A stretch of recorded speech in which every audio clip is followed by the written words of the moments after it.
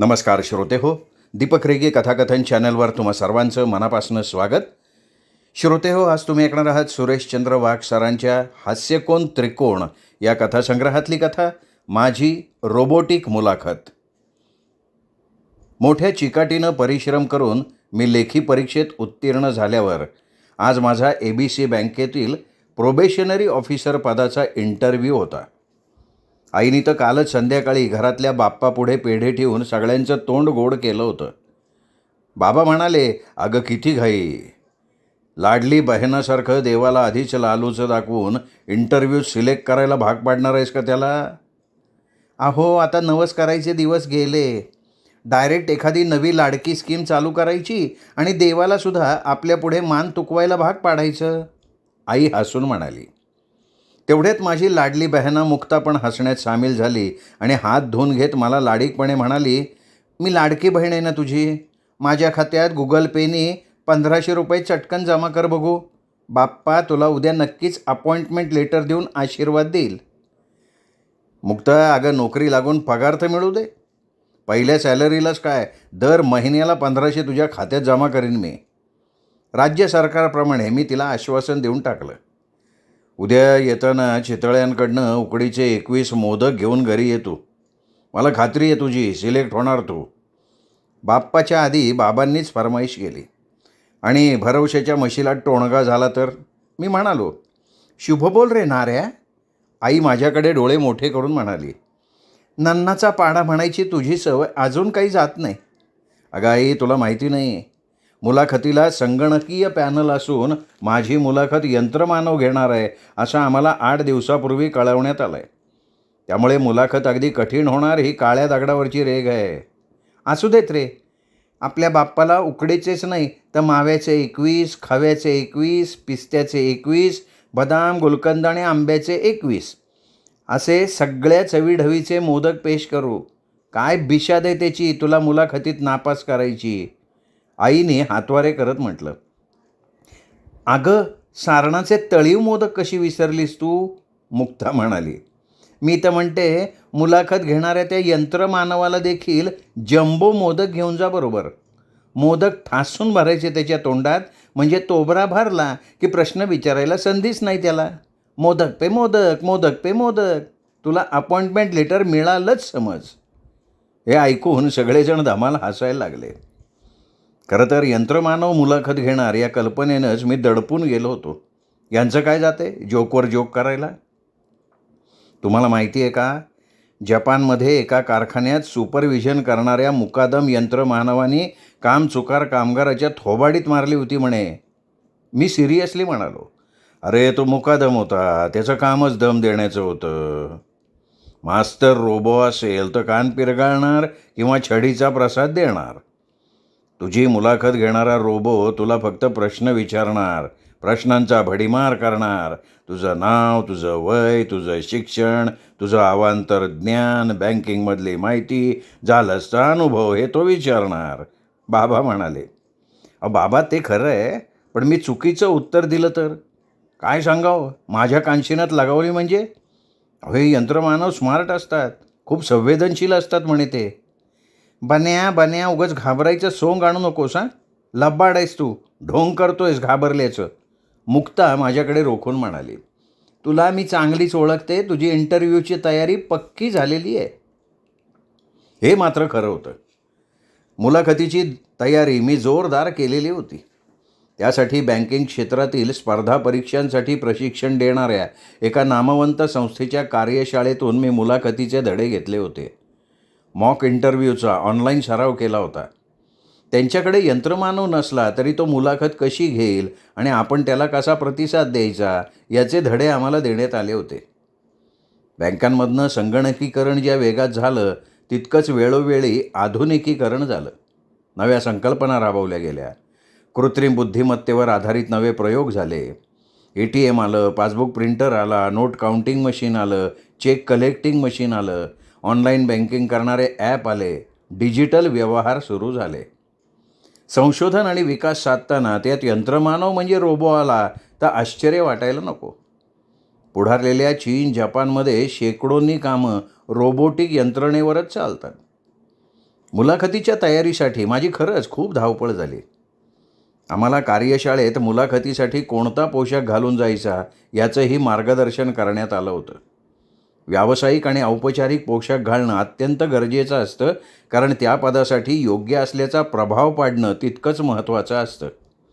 त्यानुसार मी navy blue रंगाचा सूट निवडला होता.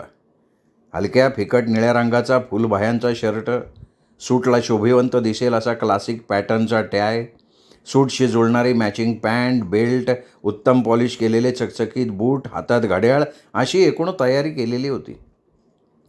मुलाखतीच्या दिवशी निघताना आईने मला बळेबळे दहीभात खायला लावला. परीक्षेच्या वेळेला पिझ्झा खाऊन भेज्जा ब्लॉक होतो असं ती ठासून म्हणते. निघताना बाप्पाबरोबर आईबाबांच्या पाया पडलो. बाबांनी शुभम भवतु म्हटलं. आईच्या डोळ्यात कौतुकाचे अश्रू दाटले होते. मुक्तानं व्ही फॉर व्हिक्ट्रीची 2 बोटं आणि अंगठा दाखवून बेस्ट ऑफ लक करत म्हटलं, सुटाबुटात आत्ताच मला तू बँकेतला चीफ जनरल मॅनेजर वाटतोयस. करा करा, तुम्ही टिंगल करा. घरात नाही परात आणि लग्नाआधी वारात, मी हसून म्हणालो. मुलाखतीची व्यवस्था BKCमधल्या ABC बँकेच्या केंद्रीय कार्यालयात होती. मी मेट्रोने तिथेच उतरलो. BKC हे देशाचं केंद्रीय वाणिज्यिक व्यापार आणि विकास केंद्र म्हणून प्रसिद्ध आहे. चालताना आजूबाजूचा परिसर बघून मी थक्क झालो.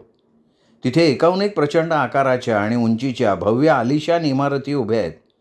त्यात अनेक सरकारी आणि खाजगी बँकांची मुख्य कार्यालयं, केंद्र सरकारची महत्त्वाची कार्यालयं, नीता अंबानी सांस्कृतिक केंद्र, जिओ मॉल हे बाहेरून बघूनच डोळे दिपून गेले. ABC बँकेच्या 21 मजली इमारतीत प्रवेश करताना सिक्युरिटीनी माझी कागदपत्रं आणि सुरक्षा तपासणी केली. इमारतीत चौकशी काउंटरवर मी मुलाखतीच्या विभागाची चौकशी केली. मला 15व्या मजल्यावर जाण्यासाठी सांगण्यात आलं. वर जाण्यासाठी एकूण 8 लिफ्ट्स होत्या. त्यात मुंबईतल्या रेल्वेच्या स्लो आणि फास्ट लोकलप्रमाणे काही स्लो लिफ्ट तर काही फास्ट लिफ्ट होत्या. 15व्या मजल्यावर जायला फास्ट लिफ्ट होती. झटपट मी लिफ्टने 15व्या मजल्यावरील लॉबीमध्ये पोहोचलो. तिथे प्रतीक्षा हॉलमध्ये माझ्यासारखे अनेक उमेदवार प्रतीक्षा करत बसले होते. प्रतीक्षा हॉल देखील संगणकीकरणाचा एक उत्तम नमुना होता. बँकेच्या हॉलमध्ये शिरतात दारात ग्राहकाला जशी टोकन मशीनमधनं टोकन क्रमांकाची स्लिप घ्यायला लागते, तसंच मला माझी प्रवेशिका स्कॅन करून टोकन घ्यायला लागलं. समोर मुलाखतीसाठी कक्ष क्रमांक 1, 2, 3 असे इलेक्ट्रॉनिक साईनबोर्ड्स दिसत होते. अर्थात त्यावर टोकन नंबर दिसणार होते. माझा टोकन क्रमांक होता 36. इथेच शुभाशुभ घटनेची पाल मनात चुकचुकली. एक मन म्हणालं, आलिया भोगासे असावे सादर, दैवावर भार ठेवोनिया. तर दुसरं मन म्हणालं, बेटा 36 गुणी आहेस, भाग्यवान आहेस, कॅरी ऑन. एकीकडे मनचक्षूपुढे अंगात आलेली यल्लम्मा देवी अंधभक्ताप्रमाणे घुमताना दिसली, तर दुसऱ्या क्षणी डॉक्टर दाभोळकर अंधविश्वासावर मार्गदर्शन करताना दिसले.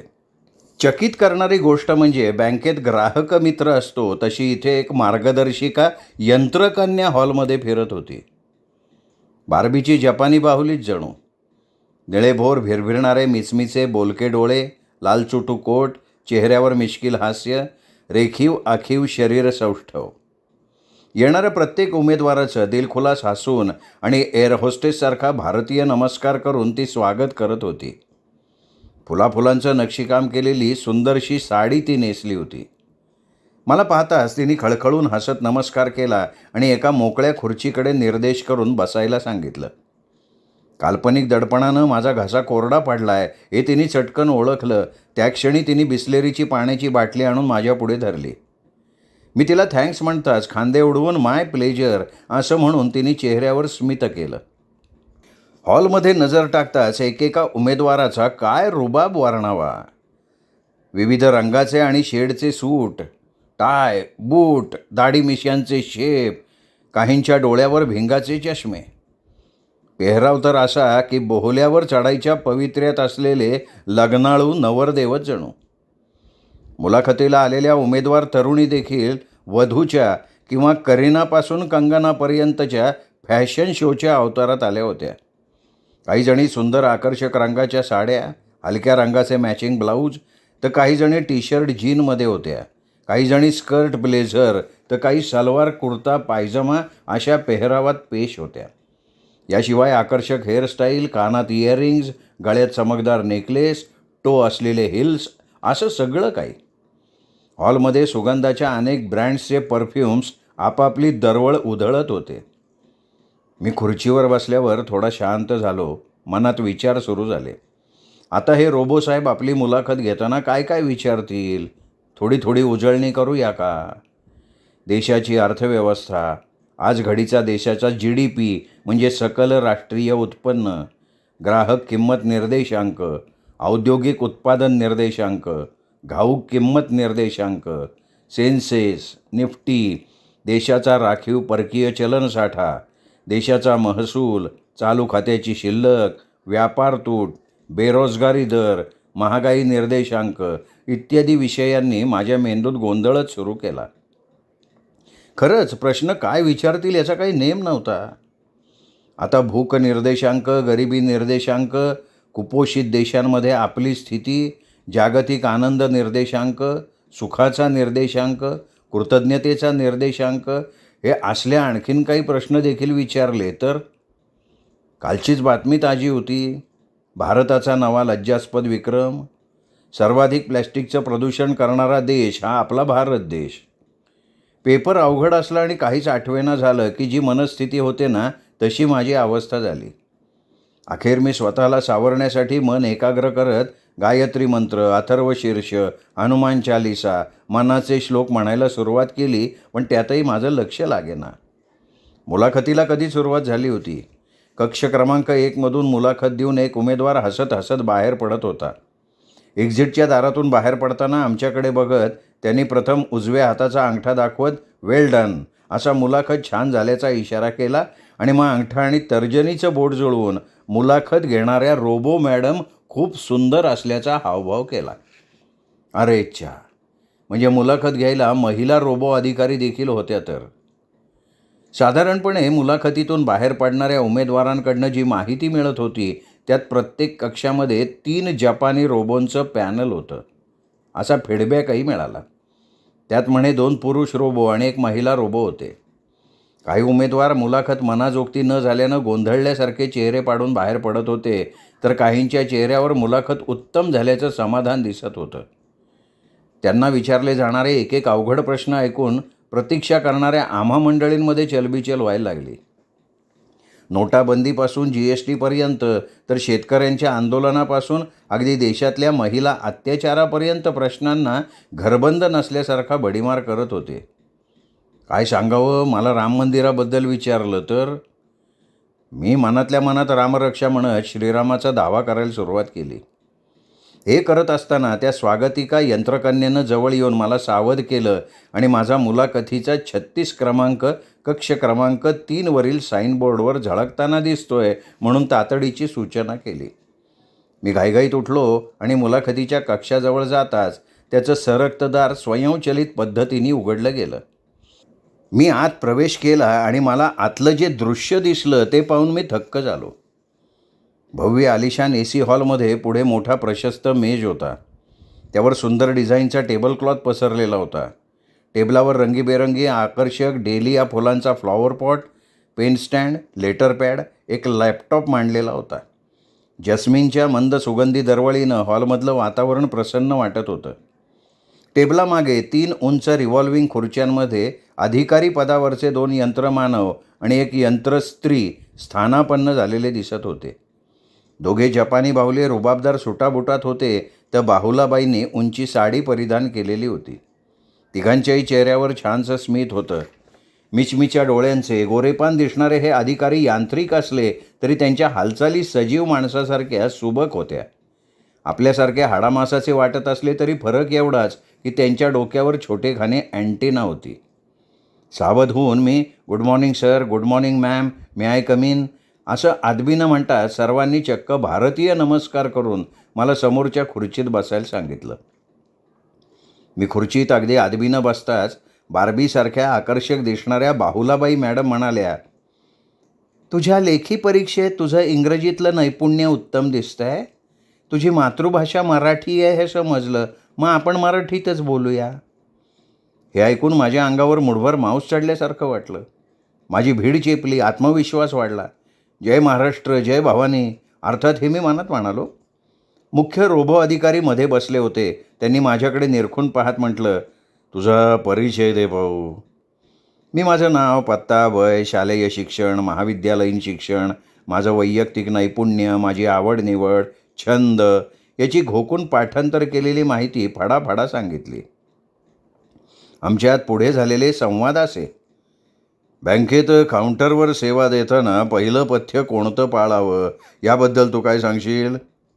सर, बँकेत काम करताना सुहास्य सेवा किंवा सर्व्हिस विथ स्माईल हा ग्राहकाशी जोडणारा महत्त्वाचा दुवा आहे. फक्त काउंटरवरच नव्हे तर कोणत्याही पदावर हसून सेवा देणं हे संबंधित कर्मचाऱ्याचं किंवा अधिकाऱ्याचं कर्तव्य आहे. बँकेत संगणकीकरणाबरोबर यंत्रमानवाचा हस्तक्षेप कितपत योग्य आहे? सर, माझ्या माहितीप्रमाणे रिझर्व्ह बँकेने ग्राहक सेवेसंबंधात अलीकडेच केलेल्या एका सर्वेक्षणात फक्त 10% कर्मचारी हसून सेवा देतात, तर 70% कर्मचारी कपाळावर 100% आठ्या पाडून बोलतात असं निरीक्षण नोंदवलं आहे. उरलेले 20% कर्मचारी चक्क कामचुकार असतात, ते अजिबात काम करत नाहीत. त्यामुळे संगणकीकरणात आधुनिकीकरणाबरोबर यांत्रिकीकरण करणं तितकंच आवश्यक झालं आहे. कार्यक्षम कामासाठी यंत्रमानव हा उत्तम पर्याय आहे.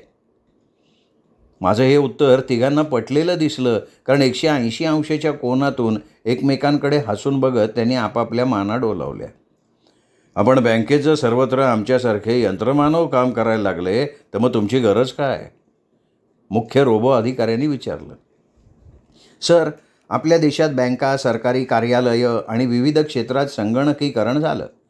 त्या दरम्यान रोजगार आणि नोकऱ्यावर परिणाम होईल म्हणून अनेक कर्मचारी संघटना, राजकीय पक्ष यांनी त्याला विरोध केला होता. पण माहिती तंत्रज्ञानासारखी नवी नवी क्षेत्र उदयाला आली.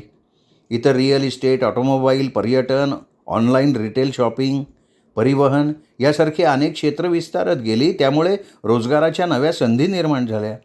उच्च आणि मध्यम वर्गात उल्लेखनीय वाढ झाली. तू ज्या बँकेची मुलाखत द्यायला आलायस त्या बँकेत अधिकारी झालास तर तुझं पुढचं स्वप्न काय आहे? सर, बँकेची भरभराट व्हावी या एकाच ध्येयानं प्रेरित होऊन मी काम करत राहीन. एखाद्या दिवशी रोबो बनून मुलाखत घेणं आणि उमेदवारांना तुम्ही रोबो झालात तर काय कराल असे प्रश्न विचारायला मलाही आवडेल सर. यावर मनमुराद हसताना पुन्हा मान डोलवून तिघांनी मला दाद दिली. हसताना त्यांचे शुभ्र सुंदर दात चमकदार मोत्यासारखे दिसत होते. यानंतर रोबो मॅडमनी मला काही प्रश्न विचारले. तुझं जन्मगाव कोणतं? पुणे मॅडम. पुणे कशासाठी प्रसिद्ध आहे? पुणे तिथे काय उणे हे शब्दशः खरं आहे. पुणे विद्येचं माहेरघर आहे. पुण्याला पूर्वेचं ऑक्सफर्ड म्हणतात. पुण्याला ऐतिहासिक आणि सांस्कृतिक वारसा आहे. पुणे औद्योगिक केंद्र आहे. पुण्याचं हवामान आल्हाददायक आहे. पुणे निसर्गरम्य शहर आहे. कला आणि महाराष्ट्राची संस्कृती इथे जपली जाते, जोपासली जाते. बरं, पुण्याच्या खाद्यसंस्कृतीबद्दल काय सांगशील? मॅम, पुण्याची खाद्यसंस्कृती ही वैविध्यपूर्ण आहे. इथे पारंपरिक मराठी जेवणाबरोबर विविध भारतीय, पाश्चिमात्य खाद्यपदार्थ उपलब्ध असतात. चितळ्यांची बाकरवडी, जोशी वडेवाले, बेडेकर मिसळ, काका हलवाई, बादशाहीमधली खेकडा भजी, डेक्कनवरचं पिठली भाकर, वैशालीतल्या इडल्या, डोसे, गुडलकचा येराणी चहा, मस्का पाव याची सगळं फार मोठी यादी होईल मॅडम. शिवाय KFC, McDonald, Pizza Hut, fast food यांनी सगळं पुणं व्यापलं आहे. पंचतारीख हॉटेल्स पुण्यात अनेक आहेत. पुणे तिथे काय उणे? पण पुणे तिथे सगळं उणे असं म्हणून काही जण हिणवतात. हे बघा मॅम, यात परस्पर विरोधी दृष्टिकोन आहे. पुण्याच्या काही समस्यांकडे लक्ष वेधण्यासाठी हे वाक्य जरूर लागू पडतं. म्हणजे वाढती वाहतूक कोंडी, प्रदूषण, महागाई, पायाभूत सुविधांवरचा ताण यासारख्या समस्या या वाक्यातनं अधोरेखित होतात. नकारात्मक पैलू असणारी मंडळी नेहमी पुण्यावर टीका करतात, पण या समस्या आपल्या देशात सगळीकडेच आहेत. माझी मुलाखत योग्य दिशेनं सरकत होती. पुढचे प्रश्न रोबो अधिकारी 2 विचारणार होते. ते नक्कीच बँकेतील प्रत्यक्ष चालणारे व्यवहार याबद्दल प्रश्न विचारतील अशी अपेक्षा होती. त्यासाठी ते माझ्याकडे निरखून पाहत असताना अचानक वीज गेली आणि हॉलमध्ये सर्वत्र अंधार पसरला. तीनही रोबोंच्या हालचाली थांबल्या असाव्यात असा मला संशय आला, कारण त्यांच्यात बोलण्याची देवाणघेवाण होत असल्याची काहीही चाहूल लागत नव्हती. अगदी पिन ड्रॉप सायलेन्स होता. माझी चुळबुळ चालू असताना 5-1 मिनिटात पुन्हा वीज परतली. सर्वत्र लख्ख उजेड पडला. पण मला तिघेही रोबो अधिकारी चेहऱ्यावरून गोंधळल्यासारखे वाटत होते. त्यानंतर ते एकमेकांशी कुठल्या तरी अवघड चमत्कारिक सांकेतिक भाषेत बोलायला लागले. ते माझ्या समजण्यापलीकडचं होतं. बहुधा संगणकातील मशीन कोडमधली प्रोग्रॅमिंगची भाषा असेल ती. पुढे घडलं ते अघटित. तिघेही जागेवरनं उठले. त्यांनी माझा ब्लेझर आणि शर्ट काढला, मला उघडं केलं. अहो काय करताय हे? मी बुचकळ्यात पडून विचारलं. आम्ही आमचं नेमून दिलेलं काम करतोय, मॅडम रोबो म्हणाल्या. आणि मग त्या सगळ्यांनी मिळून एखाद्या पेशंटला उचलून ऑपरेशन टेबलवर ठेवावं तसं मुलाखतीच्या टेबलवर मला आडवं केलं. गांगरून गेल्यामुळे मला काही कळेना, माझ्या तोंडून शब्द फुटेना. सॉरी श्री कणेकर, एवढ्यात लाईट गेल्यामुळे सर्व्हर डाऊन झाला होता, त्यामुळे आमचं काम बंद पडलं होतं. तुम्ही आता शांत पडून राहा बरं. अहो पण माझ्या मुलाखतीचं काय? कसली मुलाखत? मी डॉक्टर झडपे, हृदयरोग तज्ज्ञ. हे डॉक्टर खोपडे, मेंदू शल्यविशारद. आणि हा डॉक्टर नाडे, नाडी वैद्य. आम्हाला सॉफ्टवेअरने जो प्रोग्राम लिहून दिला आहे त्याप्रमाणे तुमची तपासणी करण्याचा आम्हाला आदेश आहे. तुम्ही अगदी निश्चित पडा बरं. प्रोबेशनरी अधिकाऱ्याची मुलाखत टाकून आता हीच रोबो मंडळी मेडिकल तपासणीची भाषा करायला लागली. याशिवाय स्वतःला ते डॉक्टर म्हणून घेत आहेत. हे सगळं काय गौड बंगाल झालं? मी पेशंटसारखा वर आड्याकडे बघत पडून राहिलो खरा, पण न जाणो यांनी तपासणी करता करता शस्त्रक्रियेचा निर्णय घेऊन माझ्या छातीची चिरफाड केली किंवा मेंदूचे चिरून कापे करायला सुरुवात केली तर काय घ्या. या कल्पनेनं मी घाबरलो. यांच्या हातात शस्त्रक्रियेची प्रत्यक्ष शस्त्र नव्हती हे खरं आहे, पण त्यांच्या 10 बोटांमध्ये शस्त्रक्रिया करण्याचं कौशल्य असणार. शेवटी ही मंडळी यंत्रमानव असल्यानं त्यांचं सॉफ्टवेअर आणि हार्डवेअर दोन्हीमध्ये ते कार्यकुशल असणार. त्यांच्या तावडीतून माझी सुटका होणं चक्रव्यूहात अडकलेल्या अभिमन्यूसारखं अवघड होतं. डॉक्टर नाडे या रोबो मॅडमने माझा हात हातात घेऊन एखाद्या कुशल वैद्यासारखी तल्लीन होऊन माझी नाडी तपासायला सुरुवात केली, तर हृदयरोग तज्ज्ञ डॉक्टर झडपेंनी माझ्या छातीवरून स्टेथोस्कोपसारखा आपला उजवा हात फिरवायला सुरुवात केली. ते माझी स्वयंचलित अँजिओग्राफी करत आहेत असं काहीसं अस्पष्ट ऐकायला मिळालं. डॉक्टर खोपडेंनी माझ्या डोक्यावरून आणि मस्तकावरून दोन्ही हात फिरवायला सुरुवात केली. माझ्या कवटीचं स्कॅनिंग होतं आहे असा मला भास झाला. एकूणच तिघांनी माझ्या त्रिमितीय तपासणीतून सखोल निरीक्षण केलं. 15 मिनटं हे दिव्य चालू होतं. त्यानंतर तिन्ही डॉक्टर एका बाजूला गेले. त्यांनी माझं रोगनिदान म्हणजे डायग्नोसिसवर गंभीरपणे चर्चा चालू केली. त्यांचे चेहरे चिंताग्रस्त दिसत होते. काहीतरी भयंकर रोगाचं नाव सांगून माझी चिरफाड करण्याचा तर हे निर्णय घेणार नाहीत ना. टेबलवर पडलेल्या अवस्थेत मी रामरक्षा म्हटली. मग मारुतीचा धावा करत मारुती स्तोत्र म्हणायला सुरुवात केली. वाचव रे बाबा, तुला चांदीची गदा देईन असा नवससुद्धा केला. मग काही अघटित घडून मृत्यू येऊ नये म्हणून महामृत्युंजय मंत्राचं पारायण सुरू केलं. भगवान शंकराला 1101 बेलाच्या पानांचा दही तूप लोण्यासकट अभिषेक करीन असं आश्वासनही दिलं. तिघांच्यात जी चर्चा झाली ती माझ्या कानावर पडत होती. ती चर्चा अशी: डॉक्टर झडपे, पेशंटची नाडी नीट लागत नाही आहे, नाडीवैद्य मॅडम म्हणाल्या. नाडीचे ठोके अनियमित आहेत. प्रत्येक 4 ठोक्यांनंतर एक ठोका मिसिंग म्हणजे चुकतोय. तोंडपाठ नसल्यानं अडखळत रामरक्षा म्हणावी तसे ठोके पडत आहेत. नाडीवरून अशी काही माहिती तपासता येते हे ऐकून मी चकित झालो. यानंतर डॉक्टर झडपे म्हणाले, मी पेशंटच्या हृदयाचे सगळे कप्पे तपासले, त्यातलं एकूण एक झडपा तपासल्या. रक्तवाहिन्यांचं आकुंचन प्रसरण यावर मारुती स्तोत्राचा परिणाम झालेला असावा, कारण रक्त महाविद्युल्लतेपरी कोटीच्या कोटी उड्डाणं घेत सळसळत आहे. त्यामुळे ECG पण खवळल्यासारखा खालीवर होतोय.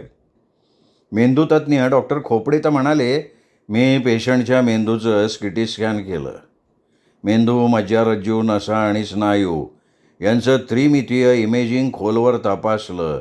त्यांच्या मेंदूवर महामृत्युंजय मंत्राचं कवच घट्ट बसलेलं दिसतंय. त्यामुळे रोगनिदान करण्यात अडथळे येत आहेत. तिघा डॉक्टरांनी नंतर मला गायत्री मंत्र म्हणायचा आदेश दिला. गायत्री मंत्राचा जप चालू करताच माझं मन एकाग्र झालं.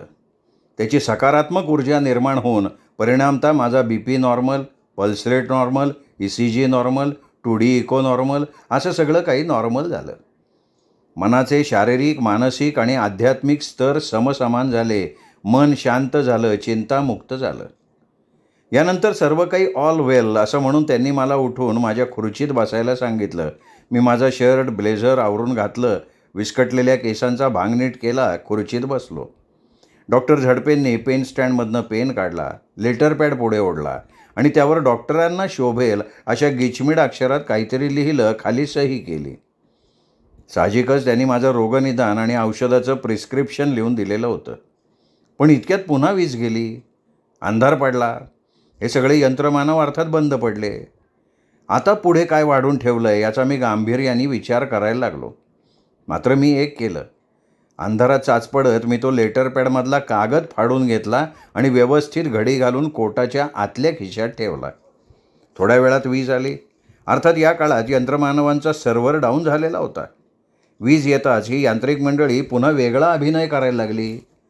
त्यांचं प्रोग्रॅमिंग म्हणजे कार्यप्रणाली बदलली होती. आधीचे मुख्य अधिकारी कोर्टातल्या मुख्य न्यायाधीशाच्या आविर्भावात मधल्या खुर्चीत बसले.